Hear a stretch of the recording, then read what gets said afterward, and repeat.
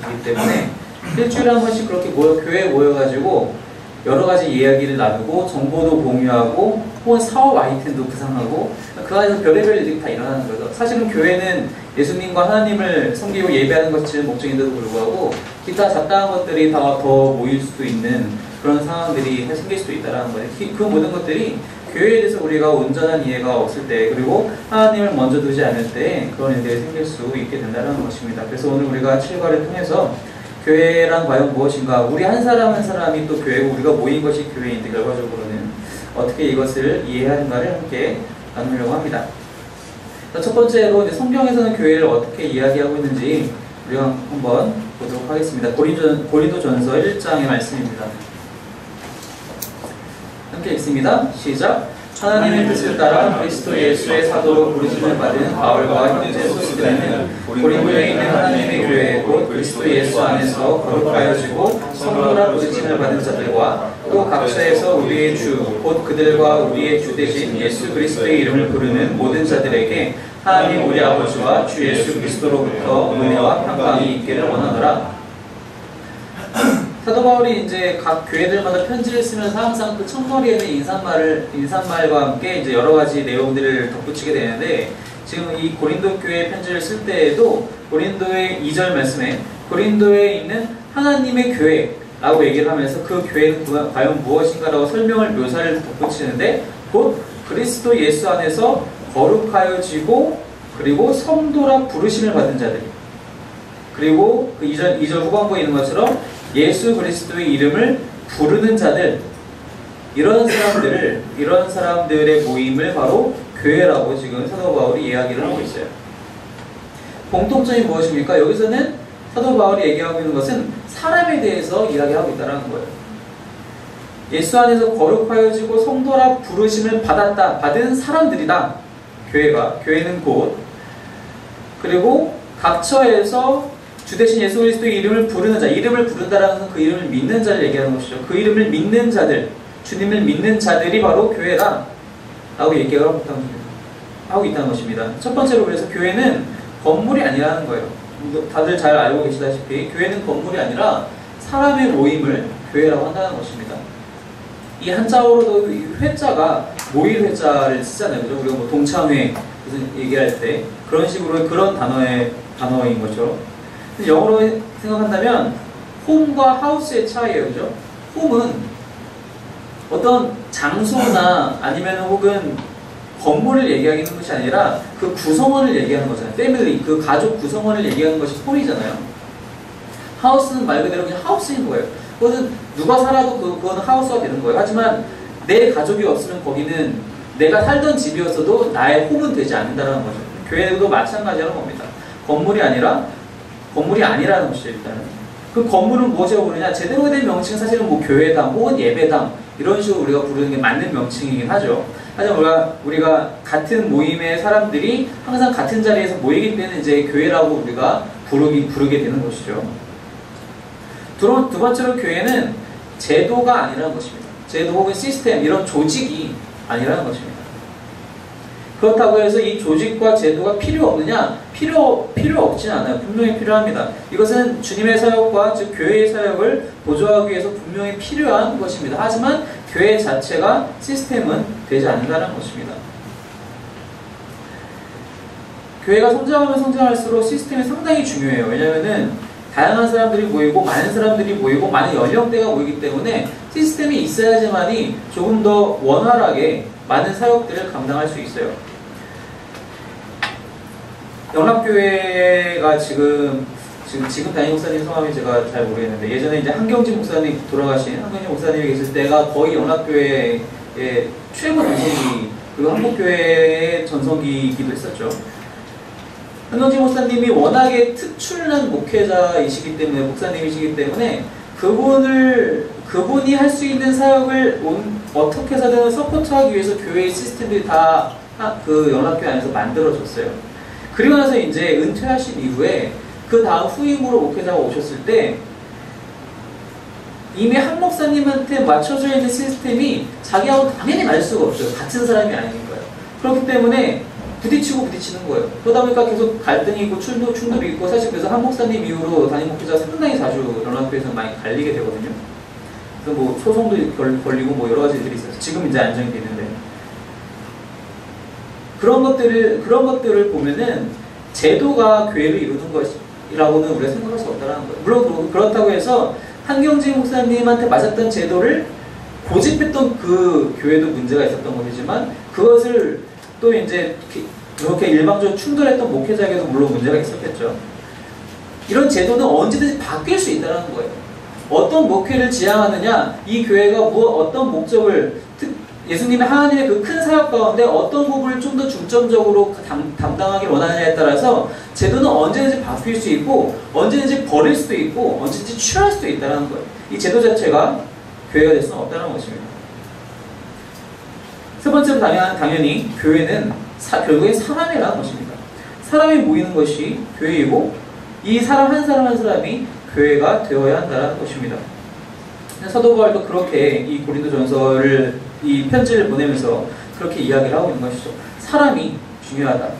근데 사실 이 고린도전서 이 편지를 뒤로 쭉쭉쭉 읽어보면은 사람들이 갖고 있는 생각이 얼마나 중요한지, 사람들이 얼마나 쉽게 오류에 빠질 수 있는지, 그런 사람에 대한 일을 계속 하고 있잖아요. 사람과 믿음에 대해서. 그리고 교회는 사람이 중요하다는 것을 사도 바울이 얘기를 하고 있는 것이죠. 두 번째로 마태복음 본문입니다. 16장 말씀 함께 읽겠습니다. 시작. 예수께서 빌립보 가이사랴 지방에 이르러 제자들에게 물어 이르시되 사람들이 인자를 누구라 하느냐? 이르되 더러는 세례 요한, 더러는 엘리야, 어떤 이는 예레미야나 선지자 중에 하나라 하나이다. 이르시되 너희는 나를 누구라 하느냐? 시몬 베드로가 대답하여 이르되 주는 그리스도시요 살아계신 하나님의 아들이시니이다. 예수께서 대답하여 이르시되 바요나 시몬아 내가 복이 있도다. 이를 내게 알게 하니는 혈육이 아니요 하늘에 계신 내 아버지시니라. 또 내가 내게 이르노니 너는 베드로라. 내가 이 반석 위에 내 교회를 세우리니 음부의 권세가 이기지 못하리라. 우리가 잘 알고 있는 말씀이죠. 이 마태복음의 요 본문 이 구절을 이제 정점으로 해서 예수님의 사역이 이제 후반부로 넘어가게 되는 거죠. 마태복음에서는. 사람들이 누구라 하느냐? 사람들이 누구라 하느냐 했을 때 이 제자들이 이제 다른 사람들을 대변해서 얘기를 하는 거예요. 더러는 세례 요한, 더러는 엘리야, 어떤 이는 예레미야 혹은 선지자 중에 하나라. 이렇게 얘기를 하고 있습니다. 이 질문이 시작된 곳이 어디냐? 예수님께서 이제 빌립보 가이사랴 지방에서 지금 이 질문을 제자들에게 던지고 계세요. 빌립보 가이사랴라는 도시는 어떤 도시냐면은 로마 황제에게 바쳐진 도시예요. 가이사랴라는 뜻이 이제 성경에서 이제 가이사, 이제 케사르, 로마 황제를 뜻하는 단어거든요. 로마 황제를 이제 이름을 그 로마 황제의 명칭을 거기다 붙임으로써 황제에게 이 도시를 헌납하는 거예요. 황제를 기리고 황제를 섬기는 도시이다 라고 대표적으로. 그러니까 왜냐하면 이제 로마 본토에서 벗어난 속국에 있는 이런 위치에서 이런 도시를 굳이 만드는 이유는 황제에 대한 충성심을 보여주기 위해서 그렇게 만드는 거예요. 우리가 이렇게 당신을 열심히 섬기고 있으니 우리 좀 잘 봐달라라는 뜻이 이제 여기에 들어가 있는 거죠. 근데 이거를 이런 식으로 황제 명칭을 갖다 붙이려면은 조건이 필요한데 어떤 조건이 있어야 되냐면은 일단 어느 정도 규모가 돼야 돼요, 도시 자체가. 우리나라도 이제 뭐 광역시나 이런 명칭을 붙이려면 인구가 뭐 몇만 이상 뭐 이런 것이 필요하잖아요. 마찬가지예요. 당시에도 이런 이름을 붙이려면은 어느 정도 규모가 돼야 되고 또 그 규모만 인구 수만 돼서는 되는 것이 아니라 거기에 황제를 섬기는 신전을 가장 눈에 띄는 곳에 건축을 해놔야 돼요. 황제를 섬기는 신전이 있어야 하고요. 곳곳에 그래서 이러한 도시들을 가게 되면은 뭐라고 할까, 엄청나게 크게 그리고 웅장하게 짓는 특징들이 있어요. 건물들에 대해서 힘을 과시하는 거죠. 황제가 이 정도로 위대하다는 것을 보여주기 위해서 황제의 신전도 그렇고 그 주변 것들도 그렇고 건축물을 정말 크게 짓고 또 무조건 도서관을 꼭 지어요. 도서관을 짓는 것은 어떤 이런 복지의 차원에서 도서관을 짓는 것이 아니라 학문과 지식을 뽐내기 위해서 이제 도서관을 짓는 거예요. 도서관을 짓고 또 각종 그런 그 동상이라고 할까요? 그런 조각상들을 설치를 해요. 이 이유는 마찬가지로 육체미를 과시하기 위한 거예요. 즉 이런 도시들의 특징은 무엇인가를 항상 자랑하려고 한다는 거예요. 그 무엇인가가 뭐냐? 힘을 자랑하고 권력을 자랑하고 갖고 있는 지식과 육체의 아름다움을 자랑하는 것을 특징으로 삼는 도시들이 바로 이렇게 황제에게 바쳐진 도시라는 겁니다. 바로 그러한 도시의 한복판에서 예수님이 제자들에게 물어보시는 거예요. 사람들은 나를 뭐라고 생각하느냐? 뭐 예레미야나 선지자 중에 하나라고 생각하고 있습니다. 무슨 뜻이냐? 세상 사람들 눈에는 예수님은 잘해봐야 선지자라는 거예요. 잘해봐야 선지자. 왜 잘해봐야 선지자라는 표현을 제가 했냐면은 당시의 선지자들이 지금처럼 무슨 대형교회 목사님들처럼 좋은 차 끌고 다니고 멋진 수트 입고 다니지 않았잖아요. 선지자들은 정말 말 그대로 털옷 입고 정말 남루하게 다니면서 정말 광야에서 외치는 소리로 살아갔던 사람들이 당시의 선지자들이었단 말이에요.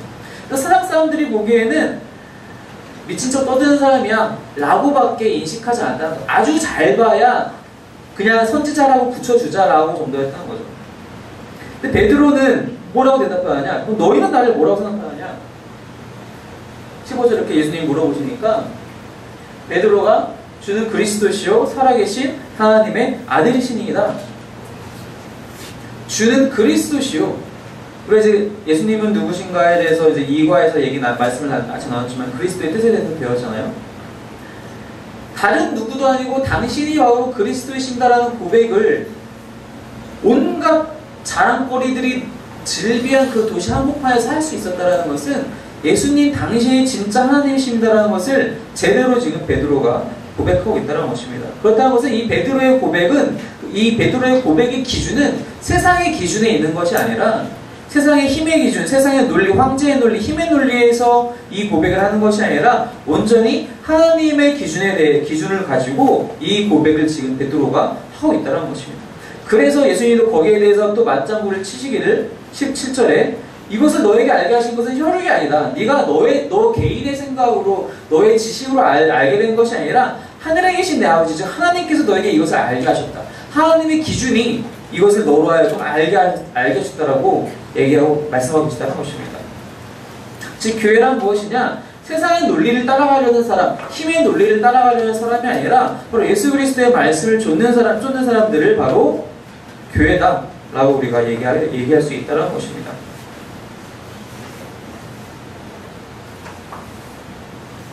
다음 페이지에 보시면 큰 2번이 있습니다. 381년 교회는 니케아 콘스탄티노플 신조를 통하여 우리는 하나이고 거룩하고 보편적이고 사도적인 교회를 믿는다고 고백했습니다. 이 신조야말로 교회의 특성을 잘 보여주고 있습니다. 라고 얘기를 하는데 이게 무슨 얘기냐면은 이제 교회가 점점 성장하고 결국에는 이제 콘스탄틴 대제에 의해서 공식적으로 인정을 받게 된 이후에 공의회라고 해서 교회 전체 공동회의가 이제 몇 번 이렇게 열리게 돼요. 그 중에 한 번이 이제 이 381년에 니케아 공의회라고 하는 것인데 이 니케아 공의회가 중요한 이유 중에 하나는 니케아 신조라는 것을 발표를 해요. 무슨 뜻이냐? 각 교회의 지도자들이 이 니케아에 모여서 회의를 하면서 우리가 공통으로 신앙을 고백하는 내용이 이러한 것입니다라고 해서 니케아 신조를 고백을 해요.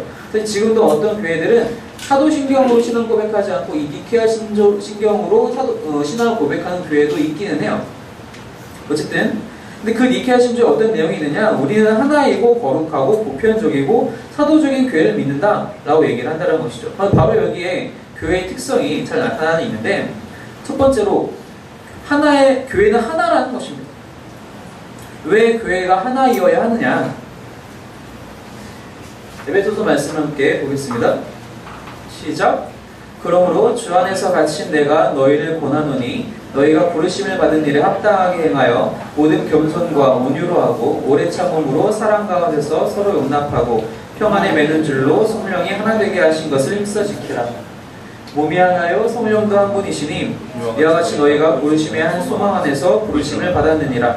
주도 한 분이시요 믿음도 하나요 세례도 하나요 하나님도 한 분이시니 곧 만유의 아버지시라. 만유 위에 계시고 만유를 통일하시고 만유 가운데 계시도다. 교회가 하나인 이유는, 하나이어야 하는 이유는 바로 성령님께서 하나 되게 하셨고, 그리고 하나님도 한 분이시기 때문에 교회는 하나일 수밖에 없다는 것입니다. 교회가 하나라는 것은 온 지구상에 이 로컬 처치 교회가 하나만 있어야 된다는 건 아니에요. 만약에 그랬으면 우리는 예루살렘이든 로마든 주일만 되면 어떻게든 비행기 티켓을 구해서 거기를 가야 되는 거죠. 그렇지 않아요. 여기서 말하는 하나의 교회는 교회의 개별적인 개수를 얘기하는 것이 아니라 사실 교파에 대한 이야기를 하고 있어요. 교파는 상당히 많죠. 우리나라에 있는 교파에도 정말 수십 가지, 잘하면 수백 가지 될 것 같아요. 일단 우리는 지금 기독교에 대한 성결교회라는 교파에 소속되어 있는 교회인데, 이 성결교회도 한국에 있는 성결교회라는 이름을 붙여있는 교파가 세 가지가 있어요. 예수교 대한 성결교회가 있고, 또 이제 나사렛 성결교회도 있어요. 좀 세 가지가 있죠. 성결교회는 세 가지인데, 장로교회 쪽으로 가면은 거기는 개파 그 족보를 그리기가 참 쉽지가 않아요. 너무 많아요. 그렇게 많은 교파들이 있는데, 그 교파들이 사실은 하나이어야 한다는 거예요. 그럼 장로교, 감리교, 성결교 나누는 것이 전혀 중요하지 않느냐? 라고 얘기할 때 그것은 또 그렇지 않아요. 무슨 뜻이냐? 다음 말씀 한 번 더 봅시다. 고린도전서 말씀입니다. 시작. 우리가 지금은 거울로 보는 것 같이 희미하나 그때에는 얼굴과 얼굴을 대하여 볼 것이요 지금은 내가 부분적으로 아나 그때에는 주께서 나를 아신 것 같이 내가 온전히 알리라. 사도 바울이 지금 뭐라고 얘기하고 있냐면은 우리가 지금은 거울로 보는 것 같이 희미하다 라고 얘기를 하고 있어요. 거울로 보시면, 여러분들이 화장실에 들어가셔서 거울을 보시면 여러분들의 얼굴이 희미하게 보이십니까? 매끈하게 보이죠. 어쩔 때는 더 잘생겨 보일 수도 있어요. 근데 왜 사도 바울이 이렇게 얘기를 하고 있냐면은 당시의 거울은 지금처럼 이렇게 잘 만들 수 없었어요. 그냥 구리 조각 판때기를 잘 두들겨가지고 어느 정도 평평해졌다 싶으면 그냥 거울로 치는 거예요. 그러니까 정말 말 그대로 보면은 희미하게 보여요. 대충 윤곽만 보이는 거예요. 사도 바울이 그래서 이렇게 얘기를 하는 거죠. 거울로 보는 것 같이 지금은 희미하지만, 즉 지금은 우리가 하나님에 대해서 온전하게 다 알 수 없지만 그날이 되면, 마지막 날이 되면, 그때 우리가 하나님을 마주하게 되면 그때는 우리가 온전하게 알게 될 것이다. 무슨 얘기냐? 지금 우리가 교파가 다 나눠져 있는 이유는 각 교파들마다 중요하게 생각하는 부분이 달라서 그런 거예요. 감리교회는 감리교회가 중요하게 여기는 것이 있고요. 장로교회는 장로교회가 중요하게 여기는 것이 있고, 우리 성결교회도 성결교회가 중요하게 여기는 것이 있어요. 뭐 이것을 다 지금 이 시간 다 풀어서 설명할 수는 없겠지만 다 각자의 중요하게 생각하는 그 포커스가 다 다르다라는 거예요. 근데 이게 다르다고 해서 누가 맞다, 누가 틀리다라고는 할 수 없어요. 왜? 누구도 정답은 사실 알 수 없거든요. 간단한 예로 성경에는 복음서 4권이 있잖아요. 이 복음서 정말 4권이 필요할까요? 예수님을 알기 위해서? 필요하죠. 왜요? 이 4명의 성경 기자들은 다 다른 방식으로 예수님을 조명하고 있다는 거예요. 마태는 마태의 눈으로 예수님을 바라보고 있고, 누가는 누가의 눈으로, 요한도 마가도 각자의 눈으로 예수님을 보고 있어요. 근데 그 각자의 눈으로 본 그 기록을 다 성경으로 우리는 채택하고 있다는 거예요. 그 말은 그 4가지의 기준, 그 보는 눈들이 다 우리에게 필요하다는 거예요. 각 교파들이 얘기하고 있는 것들이 우리가 보기에는 서로가 이것이 맞다 저것이 맞다라고 싸울지 다툴 수는 있을지 몰라도 결과적으로 그 모든 것은 우리에게 필요하다는 것입니다. 여기서 우리가 배워야 할 점은 무엇이냐? 교파는, 첫 번째로 교파는 분파가 될 수 있지만, 이렇게 갈라질 수 있지만 복음의 핵심은 갈라질 수 없다는 것입니다. 가장 우리가 많이 사용하는 예 중에 하나가, 장로교에서는 예정론에 대해서 이야기를 하고 감리교 혹은 성결교에서는 그 예정론에 대해서 얘기하고 있지는 않아요. 칼비니즘과 웨슬리안의 가장 큰 차이 중에 하나가 바로 그 예정론에 대한 문제예요. 이 예정론을 어떻게 해석할 것이냐? 이것이 정말 중요하냐?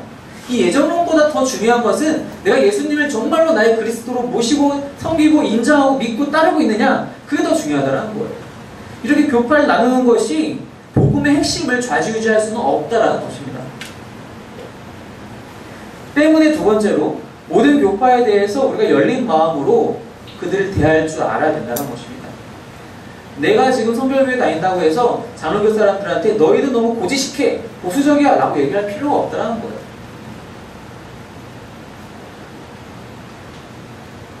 세 번째로 우리가 배워야 할 것은 그런 교리적인 문제 혹은 하나의 성경을 바라보는 관점에서 교파가 갈라질 수는 있지만 인간의 욕망이나 세력 다툼으로 갈라진다면 그것은 분명한 죄라는 것입니다.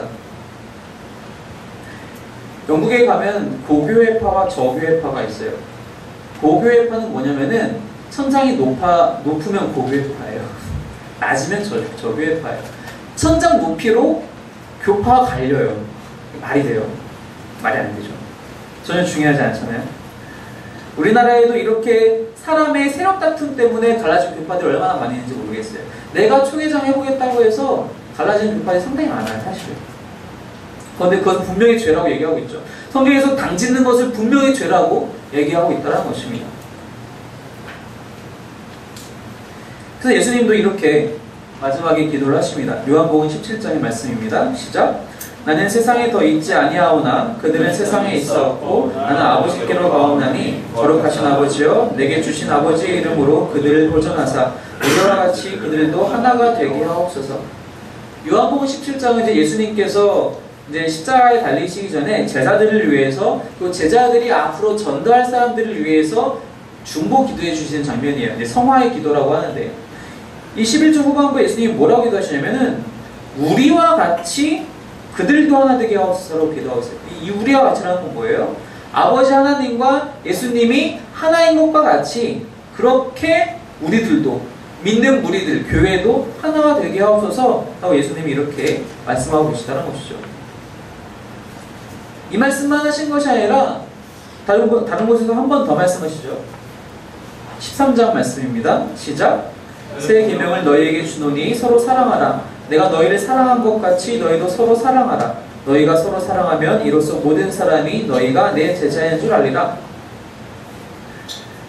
서로 사랑하는 것이 예수의 제자라는 가장 큰 특징이 된다는 것입니다. 근데 그렇지 않고 이 문제 저 문제로 싸우고 당짓는 것은 전혀 도움이 되지 않는다는 것이죠. 교리 중요합니다. 교리 정말 중요해요. 하지만 그것보다 더 중요한 것이 있다면, 굳이 꼽는다면 바로 하나님 안에서의 사랑이라는 것입니다. 이 사랑으로 교회가 하나 되지 못하면은 아무리 교리를 지식적으로 잘 알고 있다 한들 그것이 중요하지는 않다라는 것입니다. 교회의 두 번째 특징은 무엇이냐면은 바로 거룩한 교회라는 것입니다. 교회는 거룩해야 한다는 것입니다. 왜 교회가 거룩해야 하느냐? 로마서 말씀입니다. 시작. 로마에서 하나님의 사랑하심을 받고 성도로 부르심을 받은 모든 자에게 하나님 우리 아버지와 주 예수 그리스도로부터 은혜와 평강이 있기를 원하노라. 첫째로 교회가 왜 거룩하냐? 거룩한 이유는 성도로 우리가 부르심을 받았기 때문입니다. 무슨 뜻이냐? 성도란 뜻 자체가 무슨 뜻이에요? 성은 거룩할 성자를 쓰잖아요. 거룩하다는 단어 뜻으로. 도는 그 무리를 얘기하는, 사람의 무리를 얘기하는 거죠. 우리는 거룩한 무리로 부르심을 받았다는 거예요. 즉 하나님께서 우리를 구별해 주셨다는 거예요. 우리가 거룩해서 너희는 정말 거룩하구나 라고 해서 구별해 주신 것이 아니라 우리를 구별해 주셨기 때문에 우리가 그때부터 거룩해졌다는 거예요. 우리를 세상으로부터 우리를 떼어내 주신 거예요. 세상 사람들과는 다른 방식으로 살아가게끔, 아까 말씀드린 것처럼 세상의 논리나 황제의 논리, 힘의 논리, 돈의 논리가 아니라 하나님의 기준으로 말씀으로 살아가게끔 구별해 주셨기 때문에 우리가 거룩함으로 부르심을 받게 되었다는 것입니다. 그래서 교회가 거룩해야 된다는 것입니다. 또 왜 우리는 거룩한가? 에베소서 말씀입니다. 시작. 또 만물을 그의 발 아래 복종하게 하시고 그를 만물 위에 교회의 머리로 삼으셨느니라. 교회는 그의 몸이니 만물 안에서 만물을 충만하게 하시는 이의 충만함이니라. 교회가 거룩한 두 번째 이유는 바로 예수님이 우리의 교회의 머리가 되시기 때문이에요. 예수님이 교회의 머리가 되시기 때문에 예수님이 거룩하시고 때문에 그 몸인 그 지체인 우리 교회도 거룩할 수밖에 없다는 것이죠. 그리고 거룩해야 한다는 것이죠. 사람이 다 예를 들어서 어떤 사람이 미국에 입국하려고 하는데 어떤 손으로 죄를 지었다고 해서 그 손만 자르면은 입국을 할 수 있나요? 범죄자인데? 그럴 수 없어요. 그걸 자른다고 해서 그 사람이 깨끗해지는 건 아니에요. 반대로 어떤 사람이 스티븐 호킹 같은 사람은 머리만 거의 사용이 가능하잖아요. 다른 것들 아무것도 사용 못하는. 그렇다고 해서 그 사람을 우리가 뭐 홀대하거나 그 사람 정말 부족한 사람이야 라고 우리가 그렇게 판단할 수 있습니까? 아니, 거의 세계적인 천재잖아요. 예수님이 우리의 머리가 되시기 때문에 우리는 연약하지만 우리는 그 거룩의 영향력 안에 여전히 있고 또 있어야 한다는 것입니다. 그래서 사도 바울이 한 번 더 이야기하는데 데살로니가후서 말씀입니다. 시작. 주께서 사랑하시는 형제들아, 우리가 항상 너희에 관하여 마땅히 하나님께 감사할 것은 하나님이 처음부터 너희를 택하사 성령의 거룩하게 하심과 진리를 믿음으로 구원을 받게 하심이니. 성령의 거룩하게 하심, 무슨 뜻이냐? 성령님께서 교회를 거룩하게 하신다라는 거예요. 좀 어폐가 있는 것 같아요. 왜냐? 하나님이 벌써 우리를 구별해 주셨기 때문에 우리가 거룩하다라고 얘기를 했는데, 아까 분명히 로마서 1장 7절 말씀에서. 그런데 여기서는 또 성령이 이제 성령 하나님께서 우리를 거룩하게 하신다라는 거고, 현재는 우리가 거룩하지 않다라는 거죠. 이게 왜 상충하지 않냐면, 우리가 거룩함으로 부르심을 받았으면 그 거룩한 부르심에 합당한 삶을 이제 살아가야 한다는 거예요. 신데렐라가 구박받는 구억대기였잖아요. 근데 그 신데렐라가 왕자님을 만나고 왕자의 아내가 됨으로써 신분이 확 체인지가 돼요.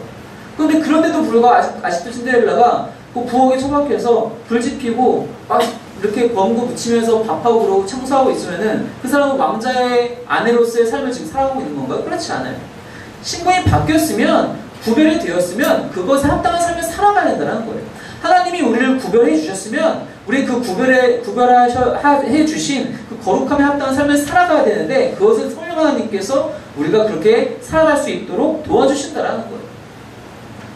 근데 문제는 성령님은 그렇게 우리를 살도록 원하시는데, 그렇게 어떻게 해서든지 그렇게 살게 하시려고 애쓰고 계신데, 우리 교회는 여기서 우리 교회라는 것은 세도 교회를 얘기하는 것이 아니라 모든 교회는 그렇게 살아가고 있느냐?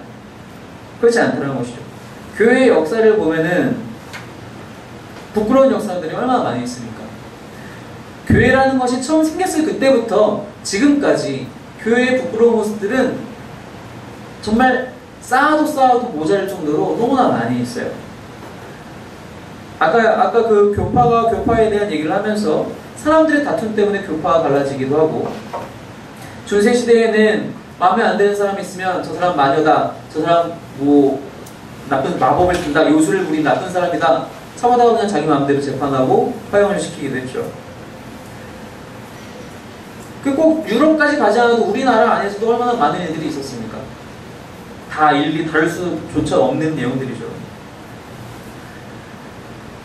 때문에 우리가 교회라면, 우리가 함께 교회로 모여서 하나님을 섬기고 예배드리는 자들이라면, 우리는 거룩의 회복을 지상 과제로 삼아야 한다는 것입니다. 사도 바울도 고린도전서 편지에서 이렇게 이야기를 합니다. 읽습니다. 시작. 너희는 너희가 하나님의 성전인 것과 하나님의 성령이 너희 안에 계시는 것을 알지 못하느냐? 누구든지 하나님의 성전을 더럽히면 하나님이 그 사람을 멸하시리라. 하나님의 성전은 거룩하니 너희도 그러하니라.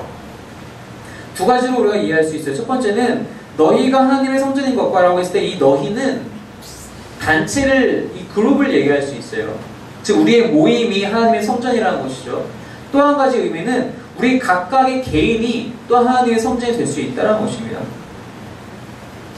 성령 하나님이 우리 안에 계시다면 우리가 성전인데, 그것을 더럽힌다라면, 즉 거룩하게 살지 못한다라면 하나님이 그 사람을 멸하시리라. 하나님의 성전은 거룩하니 너희도 그러해야 한다. 성령 하나님께서 우리와 함께 하시다는 것을 우리가 믿고 고백하고 그것을 날마다 증언하며 살아가는 사람이라면 우리의 삶의 열매가 그렇게 드러나야 한다는 거예요.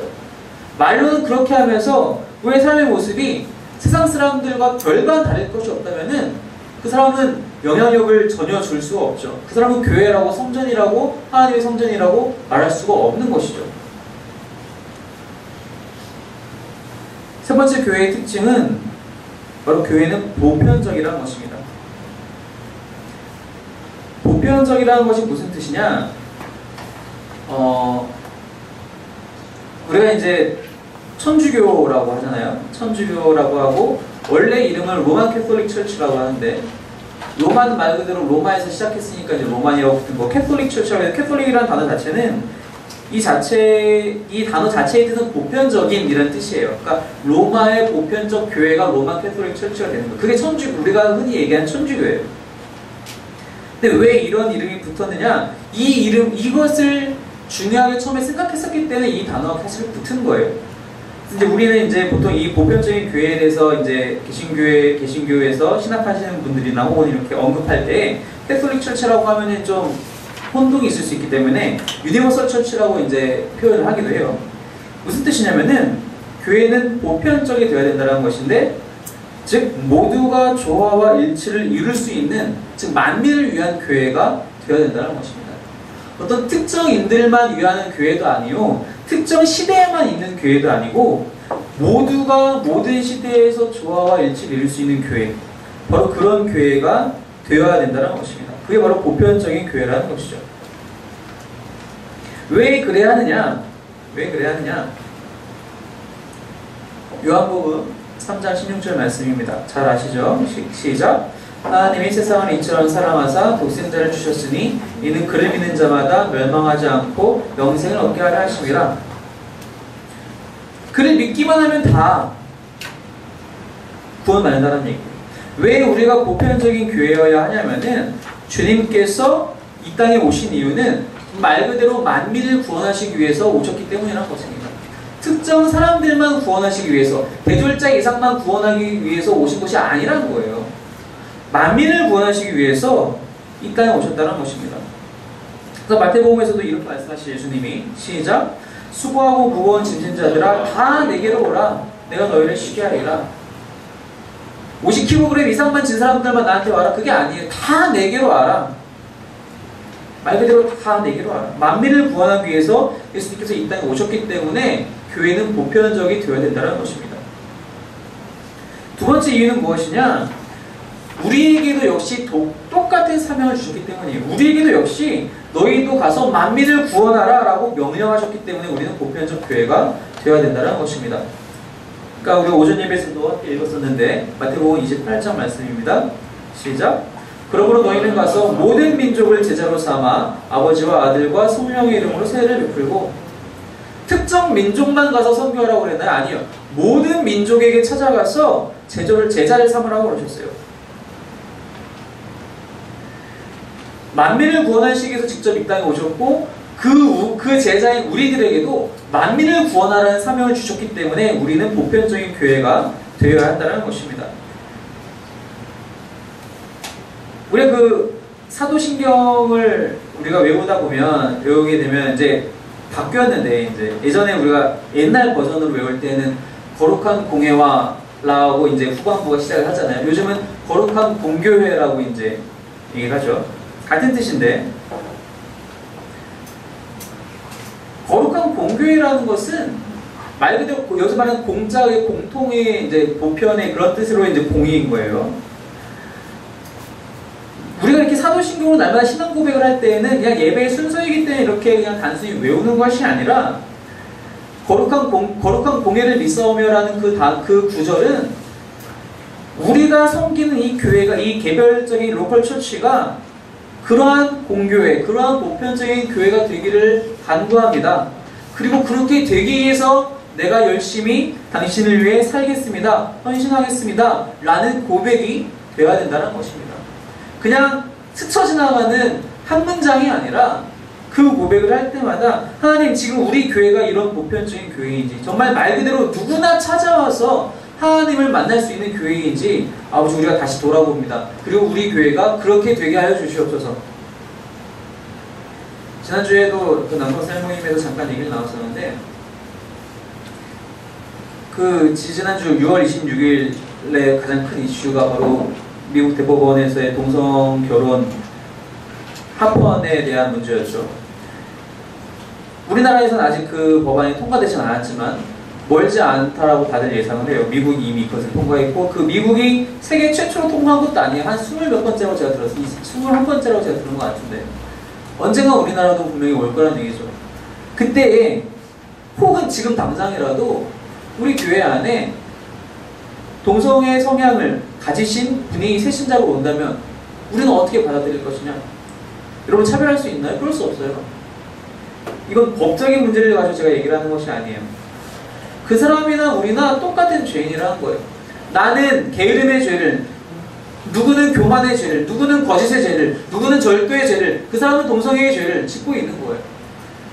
그 사람을 판단하고 그 사람을 거부해서 우리가 그 사람을 내쫓는다면 그 사람은 어디서 구원을 얻을 수 있겠습니까? 보편적인 교회라는 것은 그런 것에 대한 절대적인 차별이 없어야 한다는 거예요.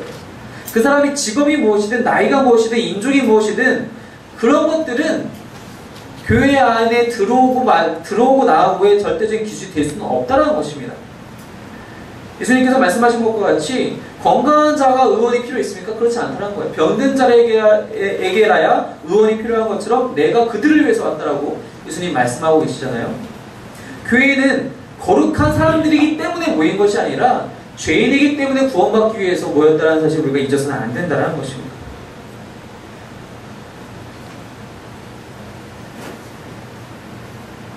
마지막으로 교회는 어떤 특징이 있느냐? 바로 사도적인 교회라는 것입니다. 그리고 사도적인 교회가 되어야 한다는 것이기도 하죠.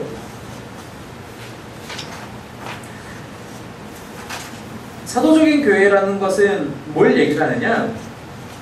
에베소서 2장 말씀입니다. 시작. 너희는 사도들과 선지자들의 터 위에 세우심을 입은 자라 그리스도 예수께서 친히 모퉁이 돌이 되셨느니라. 사도들과 선지자들의 터 위에 세우심을 입었다라고 얘기를 하고 있어요. 한 군데 말씀을 더 볼게요. 방금 읽었던 말씀이기도 한데 28장 19절 20절 말씀 마태복음 시작. 그러므로 너희는 가서 모든 민족을 제자로 삼아 아버지와 아들과 성령의 이름으로 세례를 베풀고 내가 너희에게 분부한 모든 것을 가르쳐 지키게 하라. 볼지어다 내가 세상 끝날까지 너희와 항상 함께 있으리라 하시니라. 내가 너희에게 분부한 모든 것, 즉 사도들과 선지자들의 터라는 것은 그들이 증거하고 전파해준 말씀의 터를 얘기하는 것입니다. 예수님도 역시 당신께서 가르치신 그 말씀을 가르쳐 지키게 하라고 말씀하고 계세요. 즉 교회의 기초는 사도들이 전한 복음, 그 말씀이 기초가 된다는 것입니다. 그것을 우리는 사도적인 교회라고 얘기를 한다는 거예요. 사도가 세워야 사도적인 교회가 아니라는 거예요. 그랬으면 전 세계의 교회는 몇 개 없어야죠. 우리가 알고 있는 사도 총 몇 명입니까? 13명이 다예요. 그죠? 12명은 예수님 제자들이었죠. 물론 바로주다를 제외하고 그 후에 뽑힌 마티아, 그리고 바울 사도. 이들이 세운 교회만 교회여야 해요. 만약에 그렇게 인식을 한다. 사도적 교회를 그렇게 이해를 한다면. 근데 그렇지 않다라는 거예요.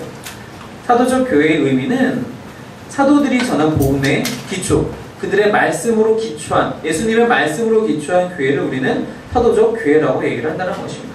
그렇다면 당연히 중요한 게 뭐예요? 예수님이, 그리고 하나님이 우리에게 어떤 말씀을 하시느냐, 어떤 말씀으로 가르치셨느냐, 즉 성경이 정말로 중요하게 된다는 거예요. 그렇기 때문에 우리는 이단과 구별될 수밖에 없죠. 이단은 성경을 이야기하는 것 같지만 사실은 아니에요. 그죠? 성경을 이야기하는 것 같지만 교주의 이야기를 먼저 앞세워요.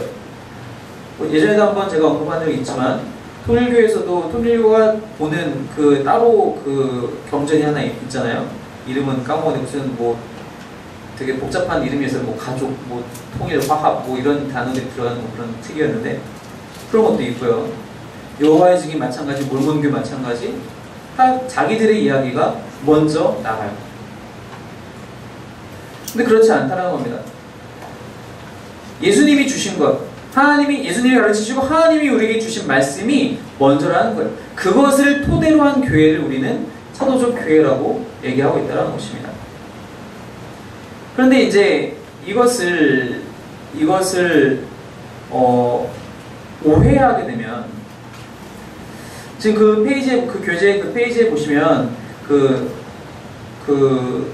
조그만 2번이 로마 카톨릭과의 차이라고 되어 있는데, 그리고 세 번째는 개신교 입장에서 본 로마 카톨릭 교회의 문제점이라고 이제 질문이 나와 있는데,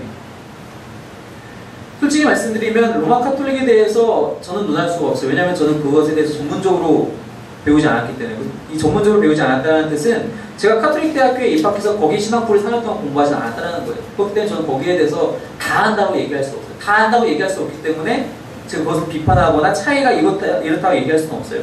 하지만 우리가 겉으로 드러나는 것을 보고 알 수 있는 부분들만 굳이 언급을 한다면 이런 겁니다. 우리가 아까도 읽었는데 마태복음 16장에서 예수님이 베드로에게 질문하시죠. 너는 나를 어떻게 생각하느냐? 주는 그리스도시요 살아계신 하나님의 아들이십니다. 아 그래,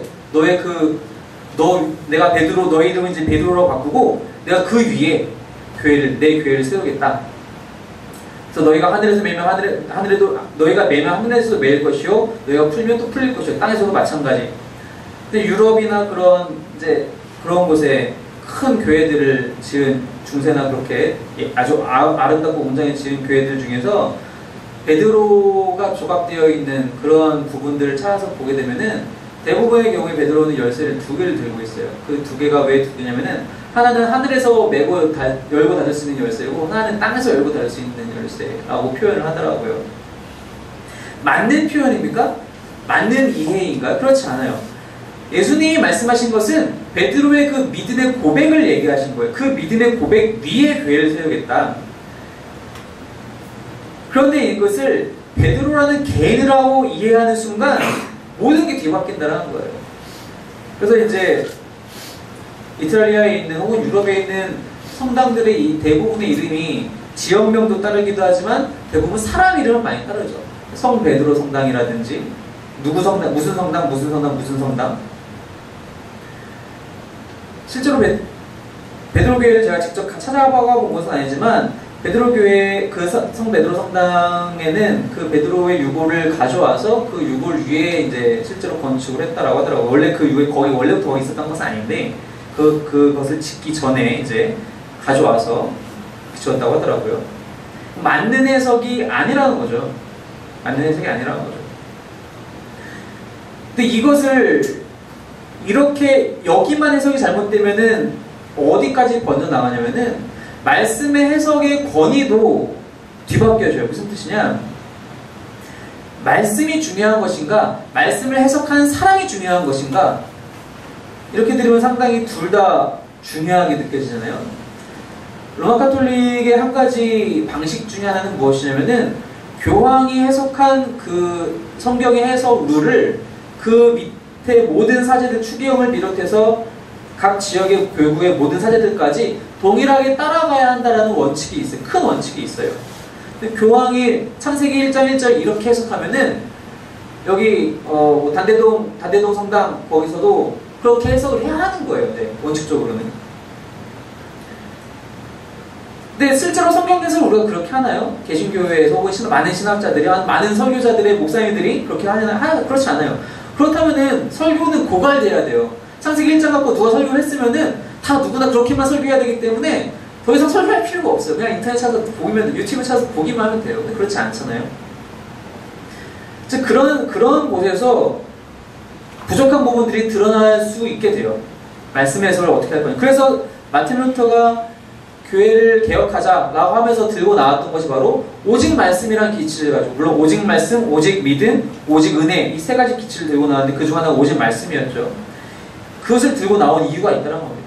개신교회는 그렇게 해서 나왔기 때문에 말씀을 더 중요하게 여기게 되고, 로마 카톨릭에서는 말씀을 해석하는 한 개인을 좀 더 권위 있게 보게 된다는 것이죠. 그런 차이가 생기게 된다는 것입니다.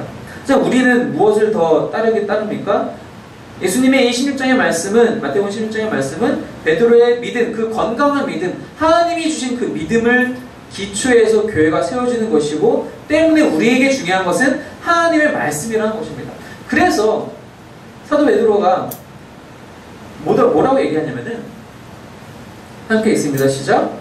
사람에게는 버림바가 되었으나 하나님께는 택하심을 입은 보배로운 산돌이신 예수께 나아가 너희도 산돌같이 신령한 집으로 세워지고 예수 그리스도로 말미암아 하나님이 기쁘게 받으실 신령한 제사를 드릴 거룩한 제사장이 될지니라.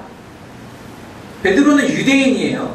그리고 베드로 사도가 주로 말씀을 증거한 그 대상도 역시 유대인들이 더 많아요. 유대인 출신 그리스도인이 많다는 거예요. 근데 그들에게 뭐라고 얘기하고 있냐면은 그리스도로 말미암아 5절 말씀에 하나님이 기쁘게 받으실 신령한 제사를 드릴 거룩한 제사장이 될지니라. 누가? 너희도. 유대인이라면 제사장은 레위인들 중에서만, 그리고 그 중에 아론의 자손들 중에서만 나와야 된다는 건 누구나 알고 있어요. 그런데 베드로는 너희 모두가 거룩한 제사장이 되어야 한다는 얘기하고 있다는 거예요. 사람이 중요한 것이 아니라는 겁니다. 지금 제가 첫 번째로 얘기할 때는, 서두 얘기할 때는 교회는 사람이다, 사랑이 중요하다고 얘기했는데 왜 여기서 사랑이 중요하지 않다고 얘기하냐면은 말씀이 더 중요하다는 것을 제가 얘기하기 위해서 강조하고 있는 거예요. 한 특정 개인이 중요한 것이 아니라 모두가 하나님의 말씀을 받은 사람이고 모두가 하나님 앞에 그렇게 나갈 수 있으며 모두가 그렇게 하나님의 말씀을 누릴 수 있다는 거예요. 물론 우리 교회에서는 아직 없지만 대부분 이제 어느 정도 조직이 된 교회들은 이제 구역 예배들을 주중에 드리잖아요. 구역 예배를 드리면 그 교회 담당 목사님 혹은 전도사님들이 그 구역들을 다 일일이 찾아가면서 다 예배 인도를 하시나요? 그렇지는 않아요. 구역장들이 세워지고 그 구역장들이 또 교육을 받고 훈련을 받아서 같이 예배를 드려요. 그리고 같이 또 말씀을 나눠요. 그리고 아주 잘 들으세요. 성당에서는 사제가 있어야지만이 예배가 성립이 되고 그리고 성찬을 할 수 있어요. 물론 성찬은 우리도 마찬가지로 목회자가 있어야 돼요. 안수받은 목회자가 있어야 되긴 하지만 우리는 그렇지 않아도 예배 드릴 수 있다는 거예요. 목사가 중요하지 않다는 얘기 제가 하고 있는 것이 아니라 카톨릭 신자들은 자기들끼리 예배를 못 드린다는 거예요. 말씀 증거도 불가능하다는 거예요. 하지만 베드로가 얘기한 것처럼 모두가 그렇게 하나님의 말씀 앞에 또 하나님 앞에 그렇게 나아갈 수 있다면 모두가 그렇게 동일하게 하나님을 섬길 수 있다는 것이죠. 그것이 사도적 교회라는 특징을 통해서 우리가 가져가야 할 교훈이라는 것입니다. 그렇다면 교회의 목적은 무엇이냐? 첫 번째로 마태복음 말씀 함께 있습니다. 시작. 이때부터 예수께서 비로소 전파하여 이르시되 회개하라 천국이 가까이 왔느니라 하시더라. 예수님이 이제 처음 설교를 하시고 처음 말씀을 증거하실 때 바로 이 말씀을 이제 하시는데 천국이 가까이 왔다.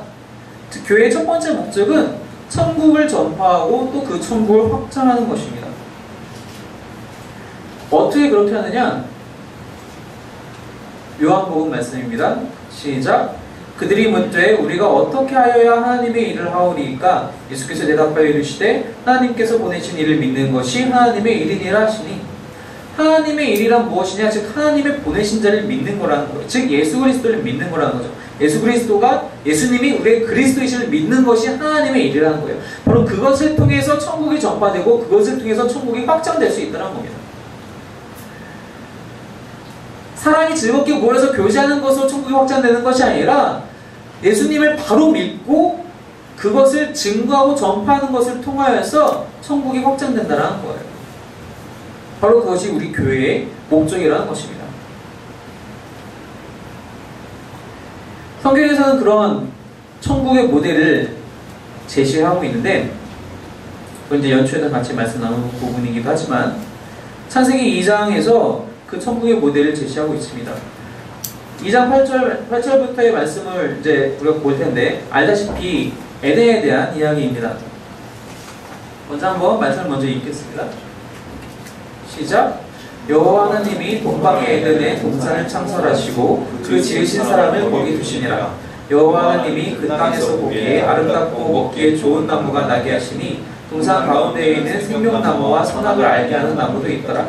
강이 에덴에서 흘러나와 동산을 적시고 거기서부터 갈라져 네 근원이 되었으니 첫째 이름을 기손이라. 금이 있는 하윌라 온 땅을 불렀으며 그 땅의 금은 순금이요 그 그곳에는 베델리엄과 호마노도 있으며 둘째 강의 이름은 기혼이라 구스 온 땅을 눌렀고 셋째 강의 이름은 히데겔이라 아수르 동쪽으로 흘렀으며 넷째 강은 유보라 되더라.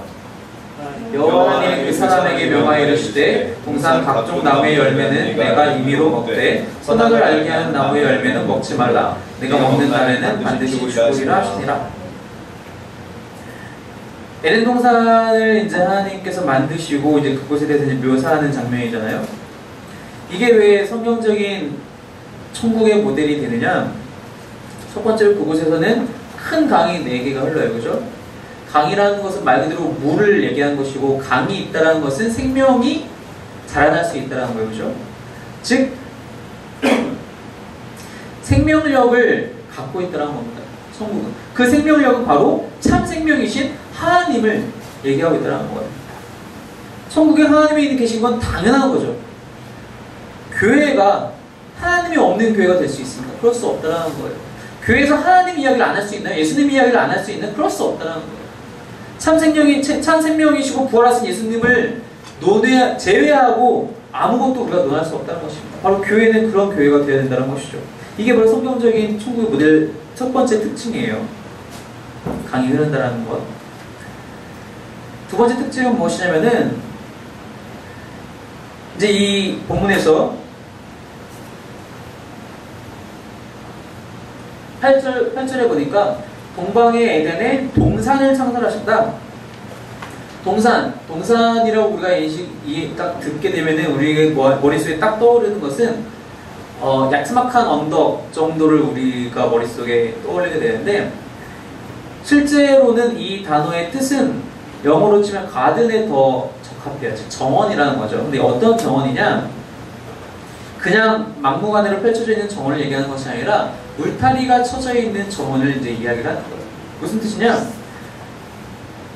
교회란, 즉 천국이란 이 울타리가 쳐져 있는 정원과 같은데, 그 울타리의 목적은 악으로부터의 격리 그리고 보호를 위한 울타리라는 것입니다. 교회는 세상과 구별되어 있어요. 세상과 구별되어 있다는 것은 세상 사람들의 기준, 우리가 아까 얘기한 것과 같이 세상 사람들의 기준과는 다르게 움직인다는 거예요. 세상의 논리에 침해당하지 않고, 그런 죄악에 침해당하지 않고 보호된다는 것입니다. 그게 하나님 나라이고 그게 천국이며 그게 교회라는 것입니다. 세 번째 특징은 무엇이냐면은, 이 부분인데, 금이 있는 하윌라 온 땅을 둘렀으며 그 땅의 금은 순금이고 베델리엄도 있고 호마노도 있고 보석이 잔뜩 있대. 이 베델리엄이라는 것은 이제 진주 같은 것인데, 잔뜩 진주들이 그리고 보석들이 잔뜩 있는 거예요. 그래서 천국인가? 그렇진 않아요. 왜 그래서 천국은 아니냐? 제가 지금 이 부분만 여기 PPT를 만들지 못했는데, 한 군데 찾아볼게요. 계시록 말씀입니다. 요한계시록 21장 말씀 한번 찾아보겠습니다. 요한계시록 21장 18절에서 21절 말씀입니다.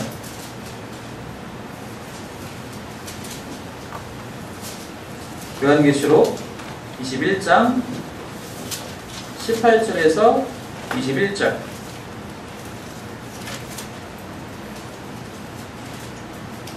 다 찾았으면 함께 읽겠습니다. 시작. 그 성곽은 벽으로 쌓였고 그 성은 정금인데 맑은 유리 같더라. 그 성의 성곽의 기초석은 각색 보석으로 꾸몄는데, 첫째 기초석은 벽옥이요, 둘째는 남보석이요, 셋째는 백술이요, 넷째는 녹보석이요, 다섯째는 홍마노요, 여섯째는 홍보석이요, 일곱째는 황목이요, 여덟째는 노복이요, 아홉째는 담화옥이요, 열째는 비추옥이요, 열한째는 청옥이요, 열둘째는 자수정이라. 그 12문은 각 문마다 한 개의 진지로 되어 있고 성의 길은 맑은 유리 같은 정금이더라. 계시록에서 묘사한 천국에서는 이런 보석들이 널려 있는데, 어떻게 널려 있냐면 발에 채일 정도로 널려 있다는 거예요. 길바닥도 정금으로 만들고 건축 모든 자재가 그 보석이라는 거예요. 그렇다는 얘기는 이게 가치가 있다는 거예요, 없다는 거예요, 이곳에서? 가치가 없다는 거예요. 보석으로 건물 쳐서 너무 이쁘겠네가 아니라 그렇게 놀려서 실제로의 가치는 없다는 거예요. 무슨 뜻이냐면은 그곳에서의 진짜 가치는 하나님과 함께하는 것이 진짜 가치라는 걸 얘기하고 있다는 거예요. 즉 진짜를 알면 가짜의 가치들은 당연히 멀어질 수밖에 없다는 것입니다. 그런 것들, 우리가 최고의 우선순위를 알고 있던 것들은 사실은 다 가짜에 지나지 않는다는 것이 천국의 특징이 바로 그런 것이라는 겁니다. 진짜 가치, 하나님과 함께하는 것, 그것이 제일의 가치라는 것이죠. 네 번째 특징은 어떤 것이냐면은 그 동산의 이름을 에덴이라고, 그 이름을 에덴이라고 지었는데, 이 에덴의 뜻은 무엇이냐면은 기쁨이라는 뜻이, 이 단어 자체는, 에덴, 영어로 표기하자면 에덴은 EDEN으로 표기하는데, 이를, 제일 앞에 이를 대문자로 쓰면 말 그대로 이 동산의 이름으로서 에덴이지만, 소문자로 쓰면은 그것이 이제 기쁨이라는 뜻을 갖고 있는데, 특별히 어떤 기쁨이냐면은 좀 우아한, 좀 럭셔리한 뭐 이런 느낌인데, 이 느낌이 좀 럭셔리라는 뜻이 사치스러운 의미로 그런 얘기가 아니라 주어진 의무와 책임을 다했을 때 누릴 수 있는 기쁨을 얘기를 하는 거예요. 에덴도 에덴이라는 것, 그 안에서 아담과 하와가 타락하기 전에 하나님이 주신 의무와 책임을 다했잖아요. 모든 동식물들에 이름도 붙여주고 그 땅을 잘 관리했어요. 청지기로서의 삶을 잘 감당했죠. 기쁨이 넘칠 수밖에 없죠. 그런데 그러니까 교회도 당연히 그런 하나님께서 우리에게 주신 사명을 잘 감당했을 때에 그런 기쁨을 누릴 수 있게 된다는 것이죠. 그 기쁨이 충만한 곳이 곧 교회이고 하나님 나라라는 것이죠. 그런데 이 에덴이라는 단어를 이제 명사형이 아니라 동사형으로 변형해서 사용할 수도 있어요. 이제 히브리어가 원래 좀 그렇거든요. 다 이렇게 변형이 가능한데, 동사로 변형해서 사용을 할 때 특별히 동사를 어려운 말로 제귀 동사, 즉 그 동사의 그 객체가 다시 내가 되는 그런 동사로 사용하게 되면은 이 뜻이 뭐가 되냐면은 주색에 빠지다라는 뜻이 돼요. 즉 나를 위한 기쁨으로 그 뜻이 변형이 된다는 거예요. 이게 무슨 뜻이냐? 더 이상 하나님에 대한 책임과 의무가 감당이 되고 있지 않을 때에는 내 개인의 욕망을 따라가야 된다는 거예요. 가장 뚜렷한 예가 무엇이죠? 다윗의 모습이었죠. 바세바를 탐했을 때의 모습. 바로 그러한 의미에서 봤을 때 하나님의 나라, 천국, 교회라는 곳은 하나님의 사명을 감당해야 하는 곳이지, 그것을 제외하고 자신의 목적을 위해서, 자신의 유익을 위해서 모이게 된다면은 이렇게 엄청난 죄악에 우리가 빠질 수 있게 된다는 것입니다. 교회 안에서 자기의 유익을 누리려고 했던 사람들이 얼마나 많이 있습니까? 그 돈이 될 수도 있고요, 그 권력이 될 수도 있고요. 근데 그런 것들이 다 죄악에 당연히 연결될 수밖에 없다는 것이죠. 마지막 특징은 무엇이냐면은 바로 동산 중앙에 있는 선악과라는 것입니다. 왜 이 동산 중앙에 이 선악과가 있느냐? 하나님 분명히 이 선악과에 대해서 절대로 먹지 말고, 건들지 말고, 물론 건들지 말고는 말 없지만 절대로 먹지 말아라, 이 열매는. 그러면은 좀 간편하게 에덴 동산의 가장 끄트머리 어둡고 구석진 곳에다가 있었으면 신경도 안 썼을 텐데 왜 하필이면 동산 중앙에 이것이 있느냐? 이것이 중앙에 있어야만 하는 이유는, 중앙에 있어야지만이 아담과 하와가 이것을 날마다 바라보면서 나는 피조물이지라는 것을 늘 생각할 수 있기 때문이에요. 이 선악과는 창조주 하나님과 피조물 인간의 절대적인 차이를 날마다 드러내주는 역할로서의 이 나무였기 때문입니다. 이것을 볼 때마다 아담은 하나님은 말 그대로 하나님, 나의 창조주, 나의 주인, 나의 주권자 하나님이셔. 나는 그분 앞에 겸손한 피조물이야. 나는 그분의 아래야. 그분의 백성이야. 늘 인식해야 된다는 것입니다. 그래서 동산 중앙에 이것이 있는 것이죠. 교회 역시 날마다 하나님 앞에 겸손하게 하나님이 우리의 주인이시라는 것을, 우리의 아버지시라는 것을, 우리의 주권자시라는 것을 날마다 고백해야 한다는 것입니다. 교회 그리고 각 성도들 한 사람 한 사람이 그렇게 해야 한다는 것이죠. 그렇지 않게 되면은 내가 먼저 나서게 되고, 내가 먼저 나서게 되면 아까 나눈 것과 같이 주색에 빠지게 되고 나의 기쁨을 누리게 되고 모든 것을 경계를 허물고 오히려 세상 속으로 나아가서 뒤섞여서 구별되지 않는 삶을 살아갈 수밖에 없게 된다는 것입니다.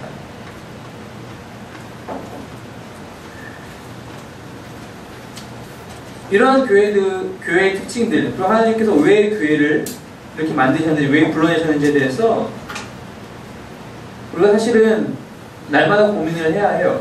그냥 나는 어디 교회 다니니까 일주일에 몇 번 가서 참석해서 같이 앉아서 예배 드리고 사람들이랑 같이 인사하고 돌아오는 것으로 내 교회에서의 나의 모든 해야 할 일들을 다 했다라고 절대 생각해서는 안 된다는 거예요.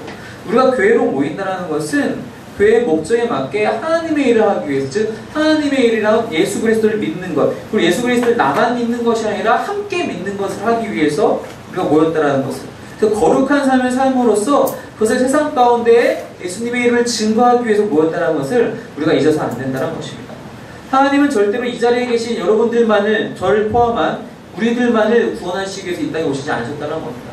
말 그대로 모든 사람을 구원하시기 위해서 이 땅에 오셨는데, 우리가 교회로서 그러한 일들을 감당하지 못한다면은 우리가 하나님의 참된 교회라고 얘기하기 힘들다는 것입니다.